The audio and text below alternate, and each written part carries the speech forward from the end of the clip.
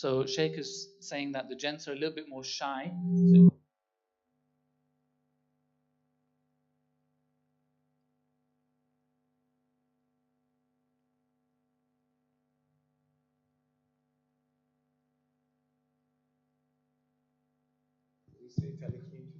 Testing. Okay. So without further ado, I'm going to hand over to Sheikh. Please welcome him with Bahar Muhammadin wa Ali Muhammad. Salawat.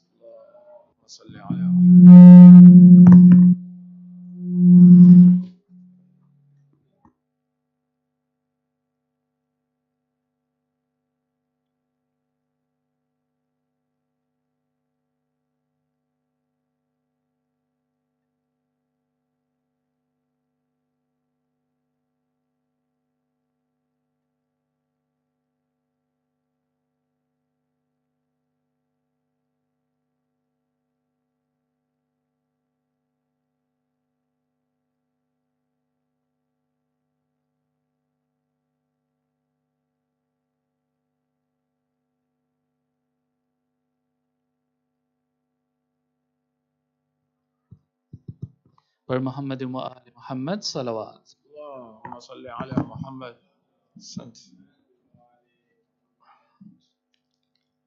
السلام عليكم ورحمة الله تعالى وبركاته. أعوذ بالله من الشيطان اللعين الرجيم. بسم الله الرحمن الرحيم. الحمد لله رب العالمين، إنه خير ناصر ومعين.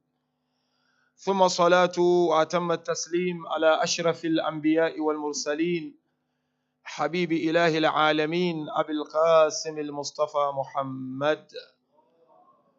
اللهم صل على محمد وعلى محمد. طب القلوب ودوائها ونور وأبصارها، وعلى أهل بيته الذين أذهب الله عنهم الرجس وطهرهم تطهيرا. صل على محمد. قال الله عز وجل في كتابه الكريم: بسم الله الرحمن الرحيم. قل كل يعمل على شاكلته آمنا بالله صدق الله العلي العظيم. صلوات. اللهم صل على محمد وعلى محمد. First of all, we need to give thanks to Almighty Allah subhanahu wa ta'ala for giving us this opportunity and this moment to have this very important interactive session. This, of course, is not going to be like any other sessions that we have, sort of monologue session. I want to make sure it is an interactive session where we are able to benefit from each other, inshallah. And you all know the topic of discussion. It's a very important and fundamental topic. And we often receive these questions, especially from the youth and from students, as to whether deen or faith is based on inheritance or it is based on choice. So inshallah, I'm going to take these first 15 to 20 minutes to open the discussion and to explain to you what does it mean to say my faith is inherited, and what does it mean to say I have embraced my faith. I know there are people who often think that inherited faith is not a good one. There are so many who are of the view that embraced faith is the best one. So I'm going to take you through a journey.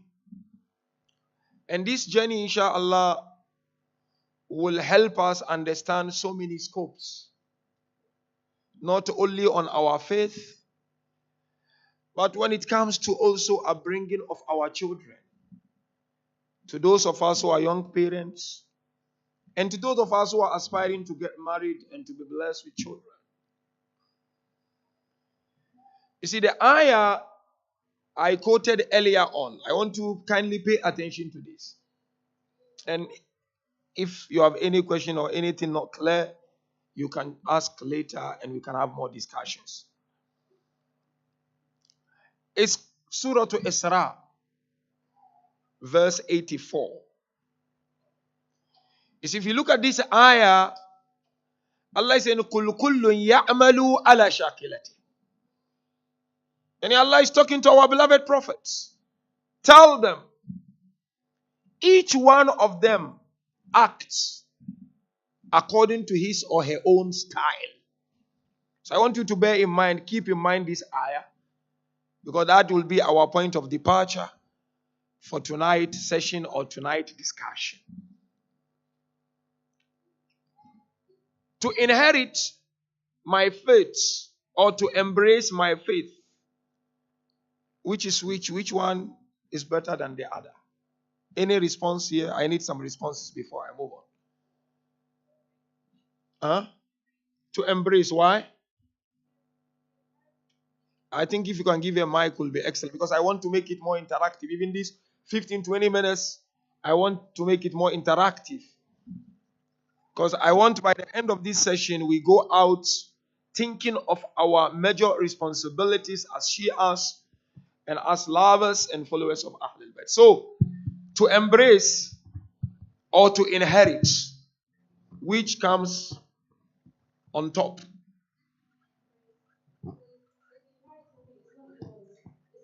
Is for who? So if you inherit money from your parent, it's not yours anymore. You've taken them to Barzakh, though the money is not yours anymore.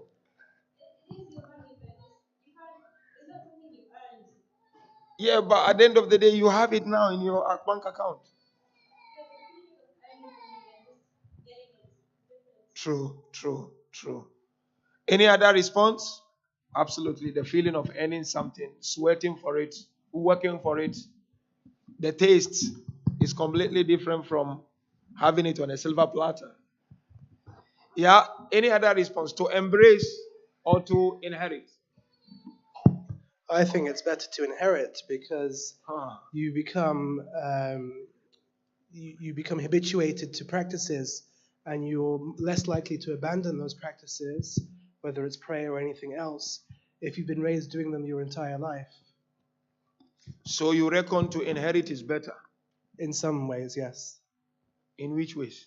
For example, in terms of maintaining your practices, such as ritual it helps you to keep the pace. It's difficult for you to lose it. Less easy, yes. Okay, we have two opinions. Yes, Mama. When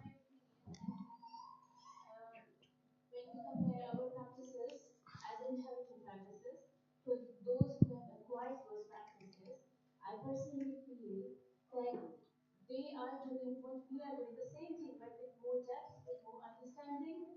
Sometimes we take many things as for granted because we have seen our elders doing that and we are just following them, but we don't wonder that much. But when we see our friends who acquire those practices and then they do it, I find personally that they do it with more depth and more Than you. What informs you that you are not in them? Many things that they do, we don't wonder, like we just do it like that.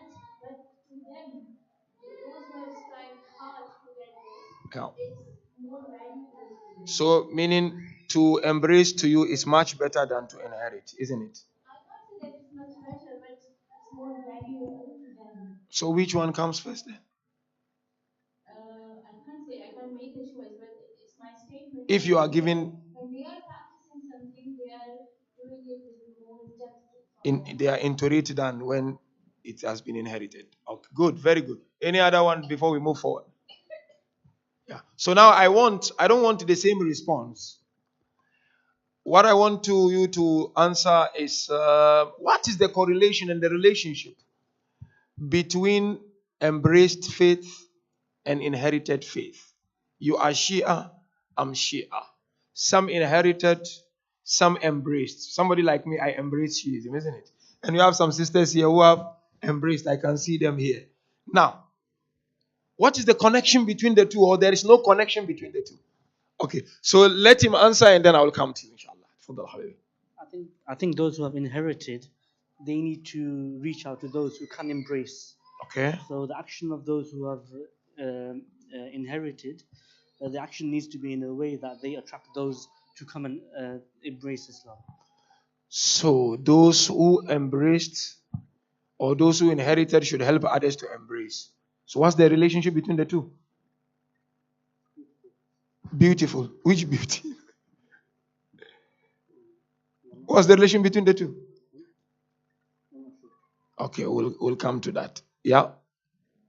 In this Islam have actually understood the right path and they acquired it, so they understood it, and hence their iman is much more stronger than many of those who inherited and do not understand the depths. So we, if we've inherited Shi'ism, we should try to make an effort to try and understand it and become like those who embrace and reach the heights. It's not that if you inherited, you cannot reach those heights which those who have embraced Shi'ism have reached. Okay, very good. That's also a good one. Any other response before I move forward? Okay, Mama. Being on the society, sometimes you inherit some bad things from the family. So if your family have strong family, yeah, it's good enough. That when they got money without doing that. But it depends. If you see your parents that don't practice Islam or whatever they want to do, in the name Islam Muslim, but he's not really anything that. But you, if you embrace, yes, by thinking and research, a depth research, not just like as my friend read about ideology or America and just oh that's lovely. Then after 1 month or 2 years or 10 years, I change it because I got something else. Yeah. So there's something in So what's the connection between the two? the connection between by following the right path. If I, for example, for me, I inherited and I'm very proud because my grandma was so great lady. Give me religion more than my parents. Till now, I remember the spirituality and I follow it. And I love it. And I feel it's in my blood. The relation, and if somebody inherited by research, by open-minded, also follow it in So inheritance doesn't come with research. If I've inherited something. No. Of course, I love it because it's my grandma. Yeah. But I do my research because I want to sit with myself. If she was in the right path, or just Yeah. uncomfortable. Okay. No, I do my own research all the time. But it's the connection, the relation between both of them.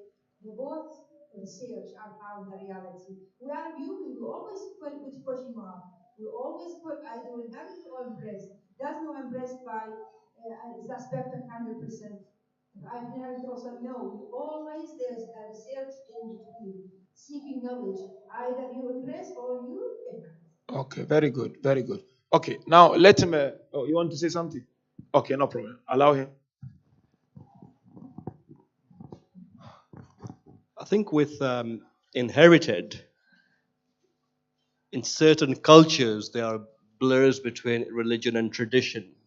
And if you've embraced, you've probably been able to part and put each in its own box and know you probably have a truer version of Islam rather than in some cultures where it's But intertwined haven't you with. seen people who have inherited and they are much better than those who have embraced? Oh, absolutely. Yeah. So where do you draw the line? That is what it boils down to, doesn't it? That's Whether why it's we are inherited here. or embraced, you're still researching and you're still striving. Absolutely. That's true. So to cut long story, anyone wants to say from the young girls here? I see the lady, she spoke very well. Any one of you want to say something? And from the young boys, where are the young boys? Anyone wants to say something? Okay, there is a lady who want to say something. This is a very interesting discussion. Yeah. Yeah, I just want to say I think inheritance and embracing are very similar. The only difference is your personal conviction. That's why I think. Okay, she said both are the same, but the only difference between the two is your personal conviction. That's good. So now let me also add my voice here so that we can open the discussion more. I'm of the view that we have all understood what is to inherit and what is to embrace. To inherit simply means born in it. Your father or your mom or both parents, they born you as a Shia, and then by virtue of them being your parents, growing under them, you also become a Shia. That's inheritance. And most of us here, we have inherited our faith from our parents, whether from Iraqi, from Khoja community, from Africa, wherever you're coming from. Most of us here, we were born Shias, isn't it? And by virtue of being born to parents who are Shias, we toe the line. That is to inherit. So I will come back later. To embrace, no. I've not inherited from neither mom or dad, or from grandmom or from uncle. I just felt like I need to make some research to understand what is this.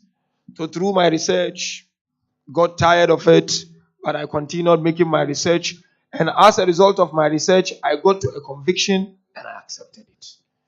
Now, look at what Islam says. That is where I want to draw your attention. Any believer, although we are talking about Shias because we are Shias, but I want to look at it from a belief point of view. Whether Shia or non-Shia, Muslim, non-Muslim. There is no believer on earth who has not inherited something of his belief. All of us were born, I wasn't a Shia before, but I was born in something else, isn't it? So by virtue of being born to those parents, I inherited from them immediately. Christians, you go and ask them. There are so many of them who were born Christians. And because they were born in Christian families, they became Christians. Likewise, most of us sitting here, we are Shias, isn't it?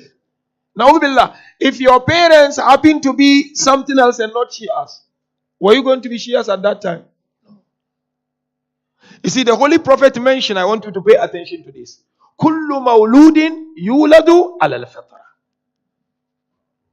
This is a tradition which is widely accepted by both Sunni and Shia. And even if you go to the Gospels, there are traces of this type of tradition there. Not with the exact wording, but you will find that every birth who arrives here in this world arrives on fitrah.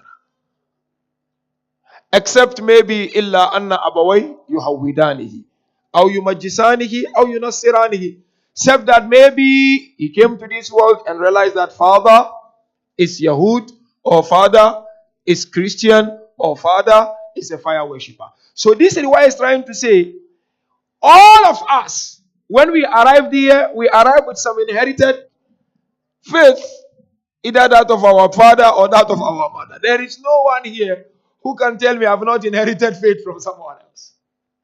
It's a natural thing that the house you were born in, you will get something. And this is the point I said I will see. According to Islam, each and every human being has three fundamental features. Everyone, Muslim, non-Muslim. And this will shed light more on these inherited features of faith. The first one, they said, is called Sifatu Asasiya, which I've got nothing to do with tonight. Every human being, when he arrived in this world, Allah Ta'ala brought him to this world by providing him with mechanisms of choice. As young as he may be, yes, potential to choose as he grows. As I said, that's not a big deal for me. The second one is the most important. Sifatu iqtidai. Accidental attributes. Sometimes you find in one family, siblings, one is too cheeky, and one is very quiet. One is too generous, and the other one is very stingy, chisel.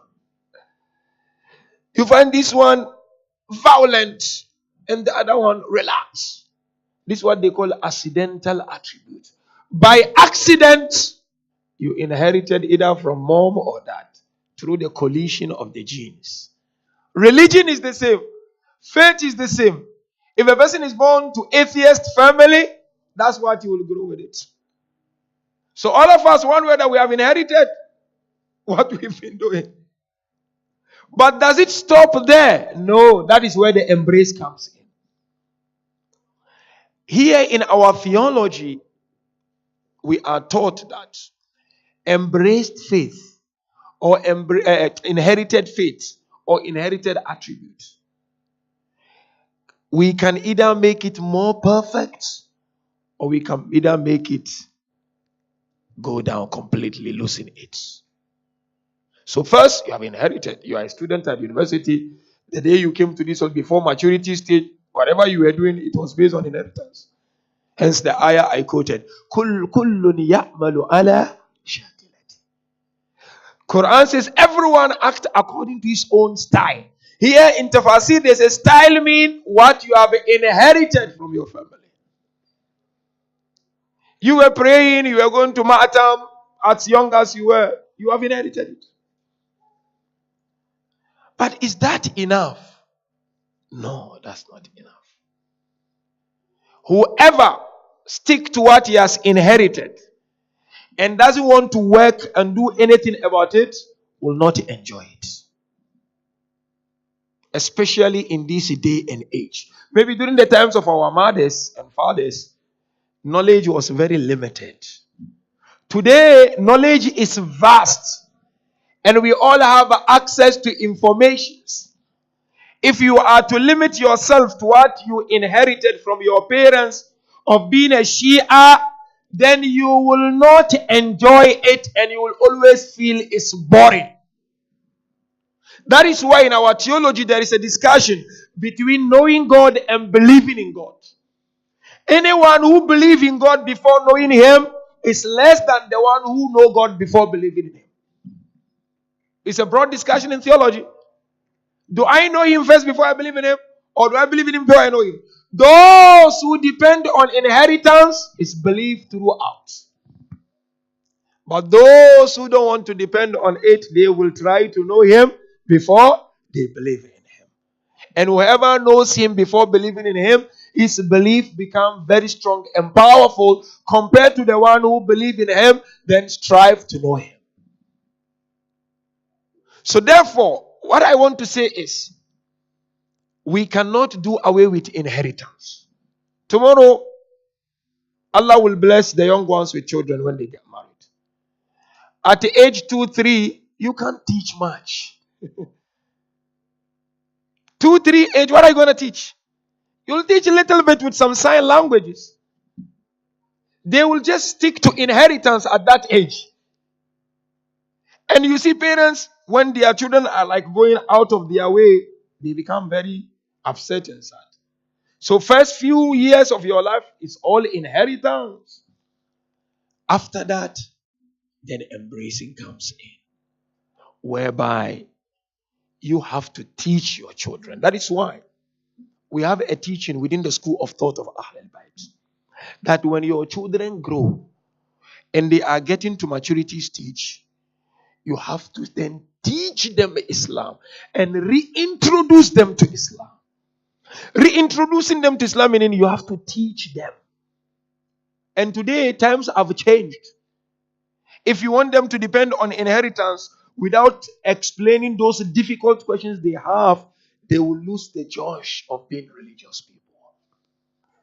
And that is why you find Surah An-Najm, verse 39 to 41. Allah says, وَأَلَّيْسَ لِلْإِنسَانِ إِلَّا مَا سَعَى وَأَنَّ سَعْيَهُ سَوْفَ يُرَى. Insan is nothing but his efforts. So you, especially the youth who are here, of course including my mothers and my fathers here. Yes, some of you inherited what you had. But you can't limit yourself to the inheritance. You have to discover more. And I can tell you of myself and those who have embraced the school of thought of Ahlul Bayt. The feeling is different. Because each and every step, you know the reason why you're doing it.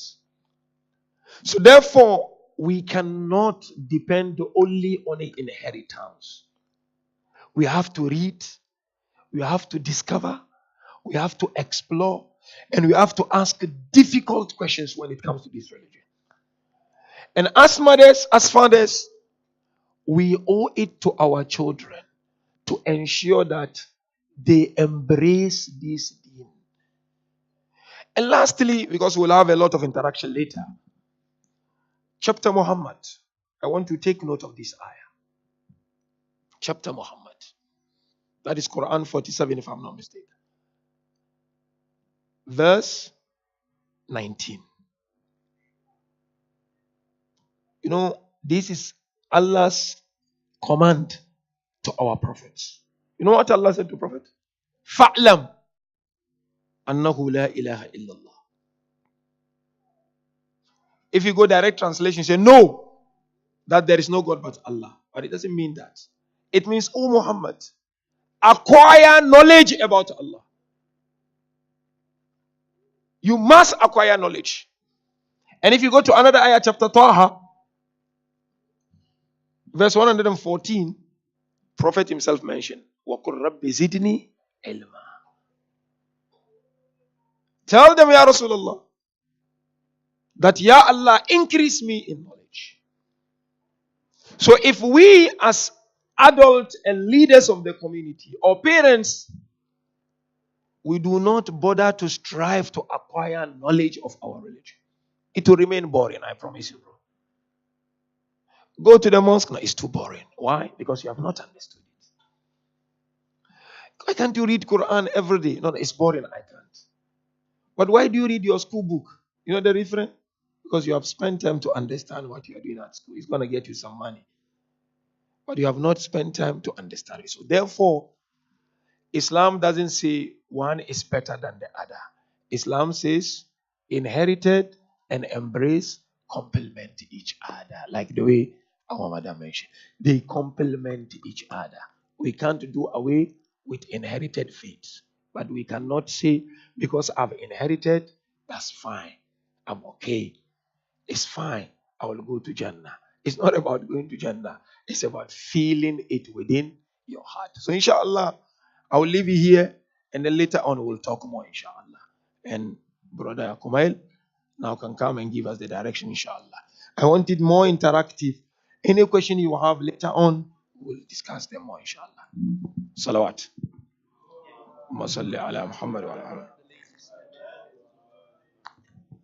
So now that we finished the beginning part, we're going to split off into groups in the gent side and the ladies. We'll continue the discussion just amongst ourselves.